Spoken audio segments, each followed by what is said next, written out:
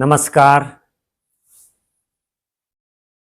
एक आसन आकाशवाणी सोबत या कार्यक्रमामध्ये सर्वांचं मनपूर्वक स्वागत. गेले काही दिवस आपण शरीर शिथिल व्यायाम आणि दंड स्थितीतील म्हणजे उभारल्या स्थितीतील आसनाचा अभ्यास केला. आज त्यातलं शेवटचं आसन दंड स्थितीतील म्हणजे उभारलेल्या स्थितीतील त्रिकोणासन आता आपण करणार आहोत. त्रिकोणासनाचा अभ्यास करणार आहोत. सर्वजण तयार आहात आसनासाठी? चला सर्वजण तयार रहा. त्रिकोणासन या आसनाच्या अंतिम स्थितीमध्ये त्रिकोणासारखी स्थिती दिसते म्हणून याला त्रिकोणासन नाव दिलेलं आहे. आपण आता सर्वजण प्रत्यक्ष कृती करूया. सर्वजण तयार रहा. दोन्ही पायामध्ये 3 फुटाचं अंतर अंदाजे घ्या. आसनाला सुरुवात करणार आहोत. शरीर सरळ असू द्या, मान सरळ असू द्या. सुरुवातीला श्वास घेत दोन्ही हात हळूहळू खांद्याच्या रेषेत घ्या. उजवा हात उजव्या पावलाकडं एका रेषेत साईडनं घ्या. पुढे वाकू नका, मागे वाकू नका. उजवा हात उजव्या घोट्याकडं किंवा उजव्या पावलाच्या समोर ठेवा. लक्ष वरच्या हाताकडं. श्वसन चालू ठेवा. श्वास रोखू नका.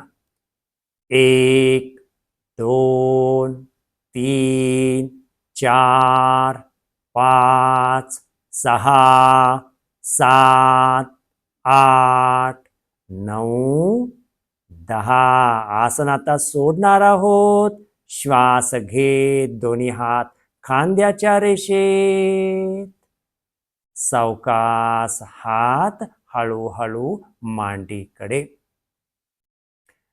हेच त्रिकोणासन आपण आता दुसऱ्या बाजूने करूया.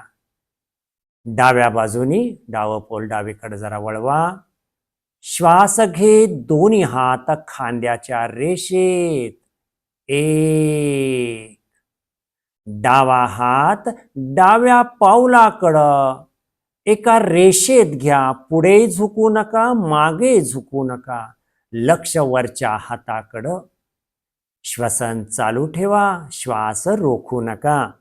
1 2 3 4 5 6 7 8 9 10. सावकाश श्वास घेत घेत आसन सोडा. दोन्ही हात खांद्याच्या रेषेत. हळूहळू दोन्ही हात मांडीकडे. पाऊल सरळ. स्वस्थ शरीर.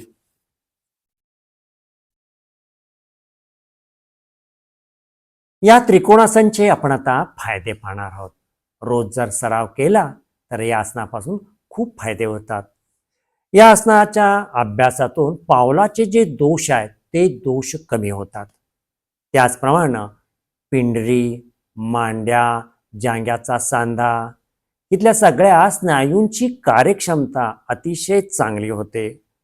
आणि हे आसन जे आहे ते पायाच्या स्नायूंना म्हणजे पाय जे आहेत आपल्या शरीराचं जे फाउंडेशन आहे ते म्हणजे पाय. त्यामुळं शरीराचं फाउंडेशन अतिशय उत्तम रीतीने तयार होते. त्यामुळं हे रोज आसन मात्र त्रिकोणासन केलं पाहिजे. या आसनाच्या दक्षता जी आहे, कोण आसन करायचं नाही तर ज्यांना पाठ दुखी आहे, स्लीप डिस्क, त्याचप्रमाणे सायटिका आहे, पोटाचं ऑपरेशन झालेलं आहे, हे आसन अशा विद्यार्थ्यांनी अशा लोकांनी मात्र आसन करू नये. वैद्यकीय सल्ला घ्यावा आणि मग आसन करावे. नमस्कार.